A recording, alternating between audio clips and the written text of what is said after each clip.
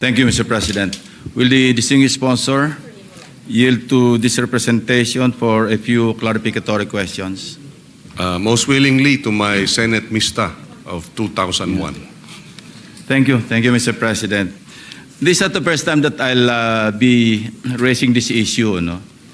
I have always asked this, even during past budget deliberations or debates on the budget of the Judiciary. Why is, the Judiciary is an equal branch of government, no? Ng executive branch at saka ng Congress. Laging kinu-question ko bakit nasa 1% lamang ng share ng the whole pie of the general appropriations or the whatever proposed budget there is. In this case, the Judiciary is allotted 67.66 billion out of the 6.793 trillion, which constitutes 0.985%, not even 1% of the entire proposed budget for 2026. Now, chinek po namin, yung para tingnan natin kung ubra yung apples to apples, per capita.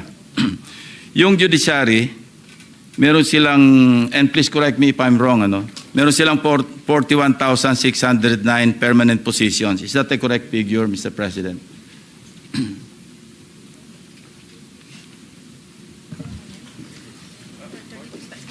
More or less. More or less. Okay. That is correct. So, with the budget of 67.66 billion, per capita, nasa 1,628,638.04. Yun ang kanilang per capita in terms of budgetary allocation. Congress, with 7,329 permanent positions, meron silang per capita lumalabas 5,258,561. So, a little over 20% lang kung ikukumpara natin doon sa Congress, yung budget ng Judiciary. Now, my question is, well, sa executive, medyo nagkakalapit dahil ang laki naman. At tingin ko, bloated yung permanent position sa executive branch, 1,990,114. So, kung i-compare sa kanilang appropriations, 1,788,532 kung per capita. Now, ang tanong ko is, which PAPs, programs, activities, and projects will be sacrificed or won't be given priority given the small budget allocation as proposed sa Judiciary, Mr. President? Well, immediately, as mentioned earlier, the infrastructure, the buildings for Cagayan de Oro,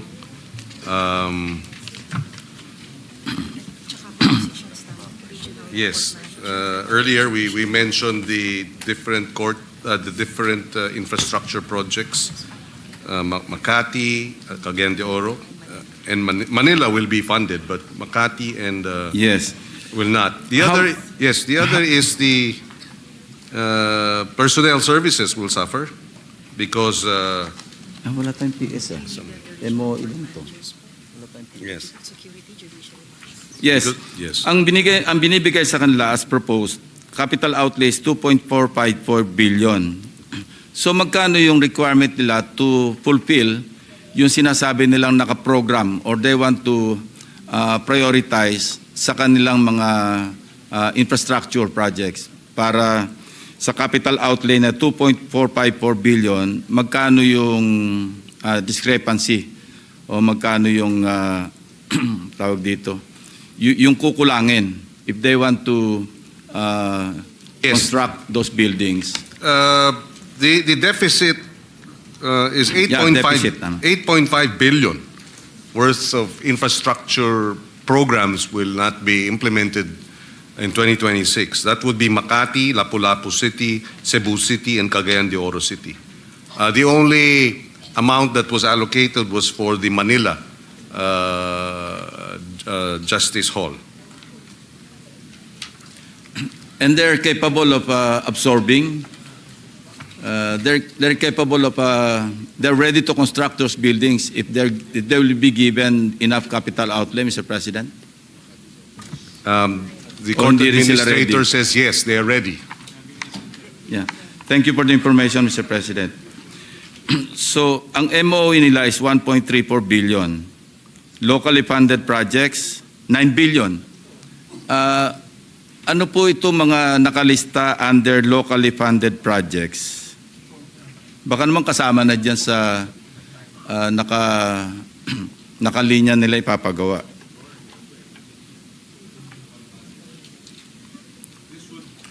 The locally funded projects would be to include subsidy to the IBP, construction, completion, and or repair of halls of justice nationwide, justice sector convergence program, strategic plan for judicial innovations, development and social lawyering, PCB on sustainable development goals. What is PCB?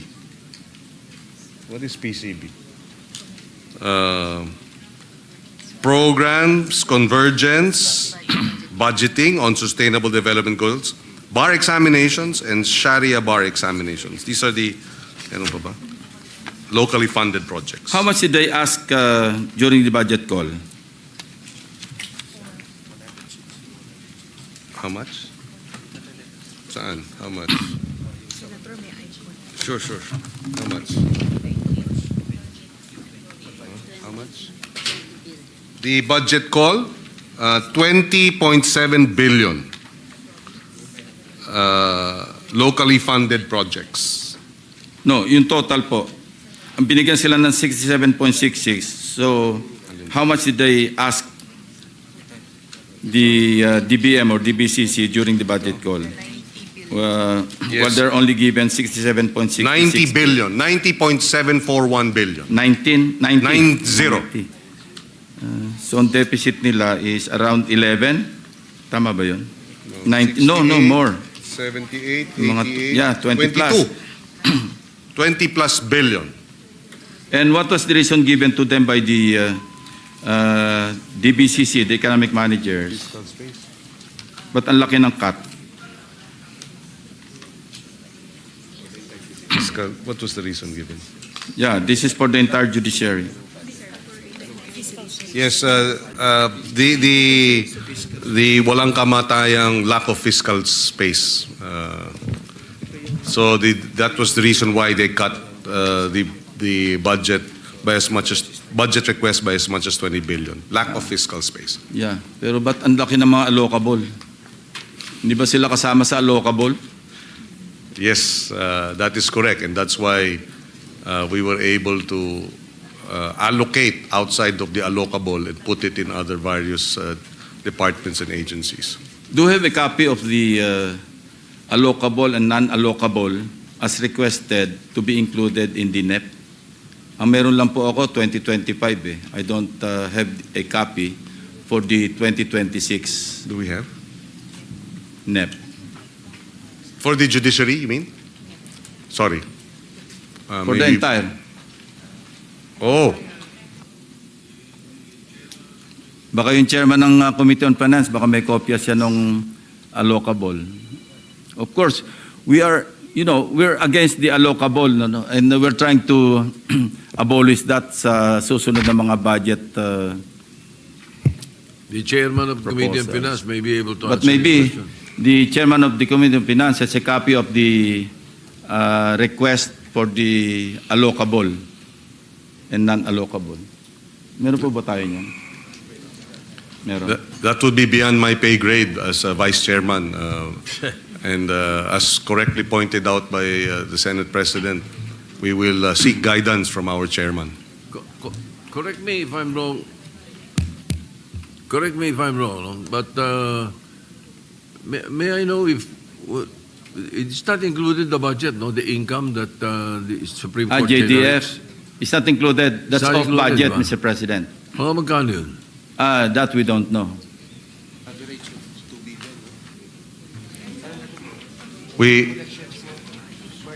The average a year.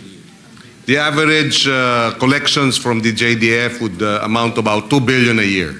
Okay. Maliit. Maliit din. So, These are legal fees. yes. Anyway, so much for that, Mr. President. Anyway, we can get the official records later. You know, on another topic, I understand that the Judicial Integrity Board has been abolished upon the expiration of the term or terms of the chairperson and its members. And it's now being replaced by the Judicial Integrity Office. No? My question is the Judicial Integrity Office fully organized?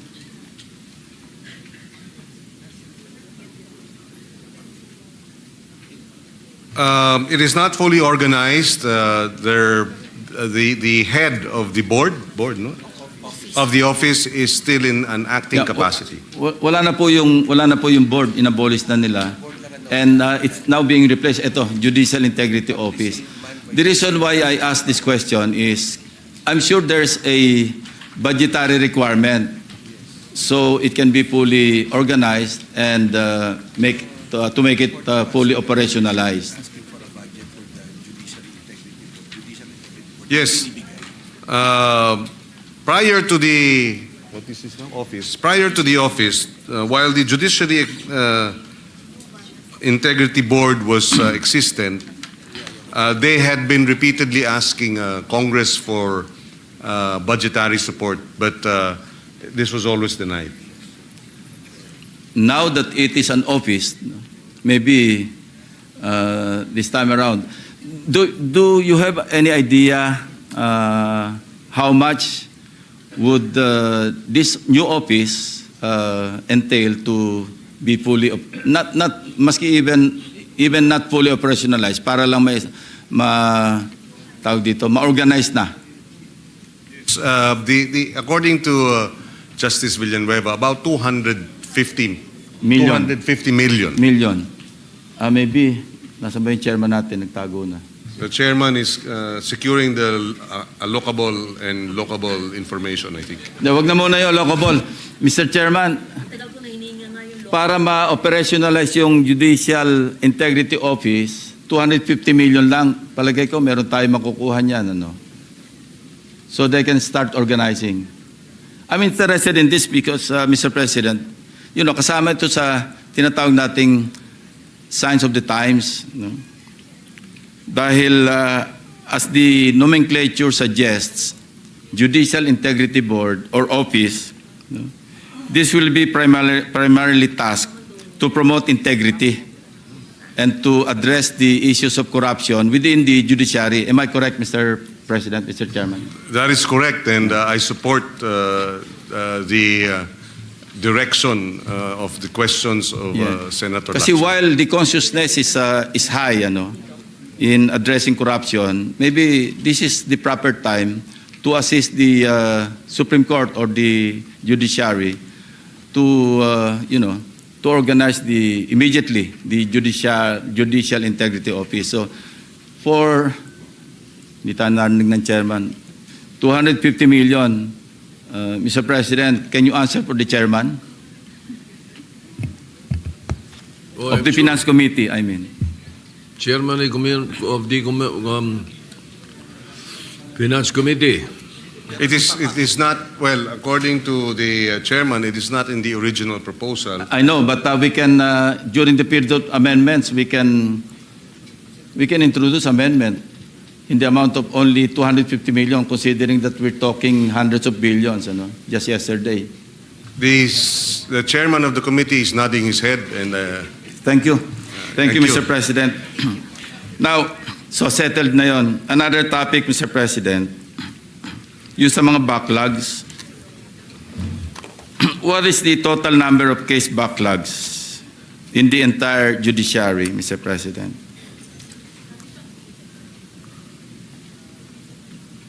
Statistics. This is pending.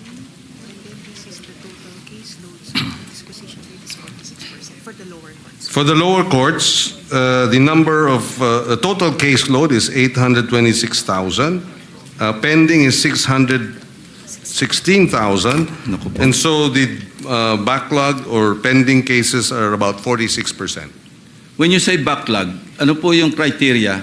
Ano yung methodology, no, na ginagamit sa pag-define natin o pag-determine ng case backlog?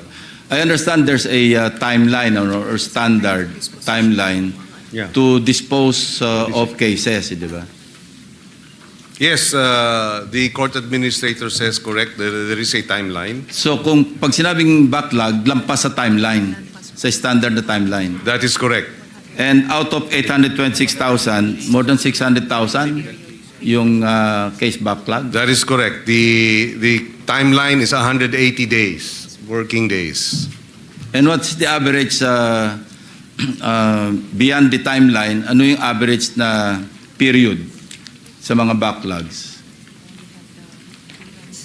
Just the average, Mr. President. About, 180 days is the timeline, but so 2 years. So 2 years would be the average backlog.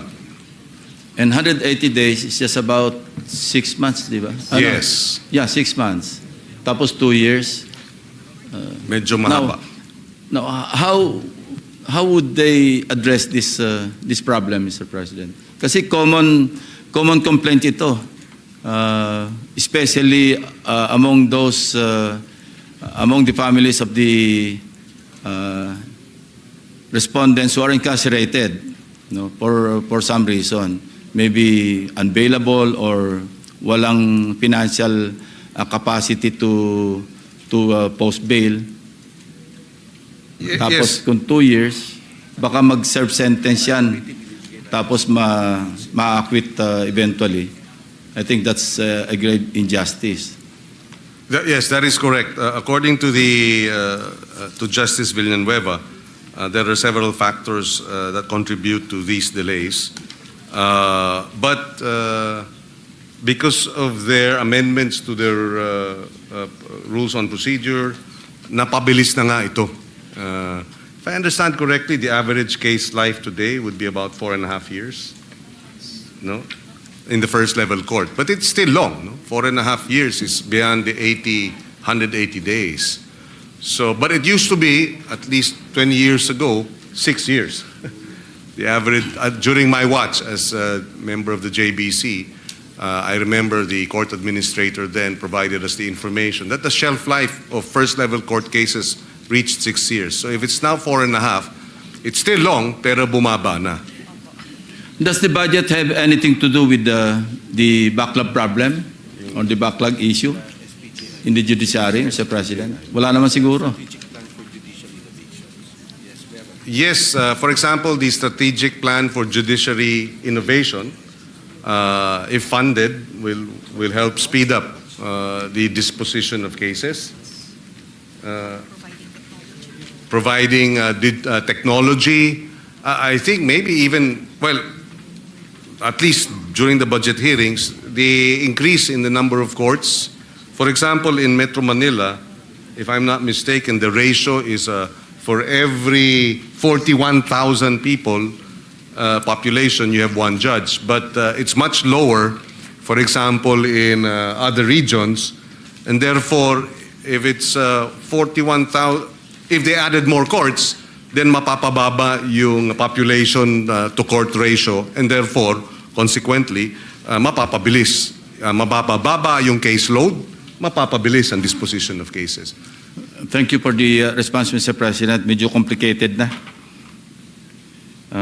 Anyway, that's just about what I have for the judiciary, Mr. President. If I may just add to what I was earlier saying about budgetary support, I remember, and we were discussing this with Justices Villanueva, Marquez, Lopez.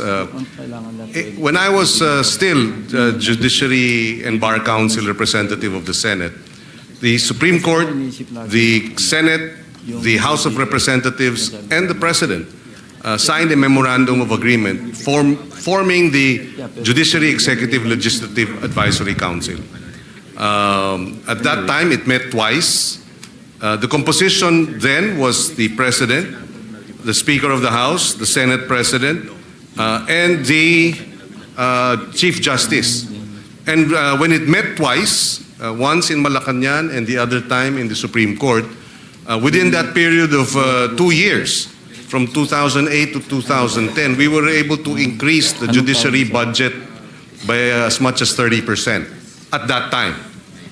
If I may suggest, and I shared it with current Senior Associate Justice Marvic Lonen, that perhaps it's now is time to revive that Judiciary Executive Legislative Advisory Council for the purpose of precisely addressing the budgetary requirements of the judiciary. After all, as earlier pointed out by the good senator, it is 1/3 of the government. It is a third branch, and co-equal branch at that, but it is getting less than 1% of the entire national budget. Yeah. Anyway, Mr. President, with the passage of RA 12233, yung Judicial Autonomy Act, hindi na sila dadaan ng BCC, diretso na sila sa Congress. So they can propose their own budget and then deal with Congress. Yes. That's for 2027, no? May implement yan. So so it will be for, just to clarify, that will be for the 2026 budget debates. 2027 na yan. Yes, 2027 budget, but the budget debates begin in 2026. Yes. So that's next year. But my point is, hindi na sila dadan sa DBCC. They only have to deal, they will propose their own budget and they will deal directly with Congress. Yes. So wala na yung layer na tinitipid sila. Kasi I'm just wondering, they were asking for 90 billion, tapos bibigyan lang sila ng 67. At sinasabi nga, kulang. But as we know, yung ibang mga departments, executive departments, parang wallowing in allocations. Yes, so anyway, we fully support the concerns and the proposal to add more for the judiciary. As I said earlier, again, yung ating mga hearings sa Blue Ribbon, investigation, fact-finding, in aid of legislation, pero lahat ng mga scandal na iniimbestigan ng Blue Ribbon, eventually, ang talagang huling stopover, actually yung huling destination, nasa korte. And I will place this on record, and I did this during the budget hearings, during the budget hearing of the judiciary. Ang sinisigaw ng tao ngayon ay wala namang nakukulong, wala namang nasesentensyahan. And of course, that is the judiciary, the challenge to the judiciary, and therefore we really want to support the augmentation of the judiciary budget to be able to achieve that. yeah. Thank you, Mr. President, and thank you, distinguished sponsor. At least may na-accomplish tayo. Meron tayong 250 million na pwede kagad makapag-organize ng Judicial Integrity Office. Thank you very much. Thank you very much, Senator Lacson. Mr. Chairman, I have a question. Yes, sir. Yes, Mr. Senator. This is not exactly from left field, but out of curiosity. How do you disbar a member of the court? How do you disbar a lawyer? What are the reasons for disbarring somebody? Well, there's a difference between a lawyer being disbarred and a judge being dismissed, no? Doon muna ako sa lawyer being disbarred.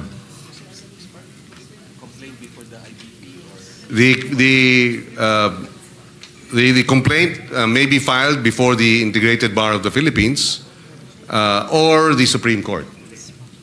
And that is the how. Why? I want to know the whys. The basis for the complaints, or at least the allegations, should allege misconduct, corruption, bribery, gross immorality, among others. So it's a wide array because of the hindi lang po criminal case, immorality or gross inefficiency would also be a basis to disbar a lawyer. All right. Bribery, bribery. Yes. Okay. Thank you. Thank you, Majority Leader. Mr. President. Thank you, Mr. President.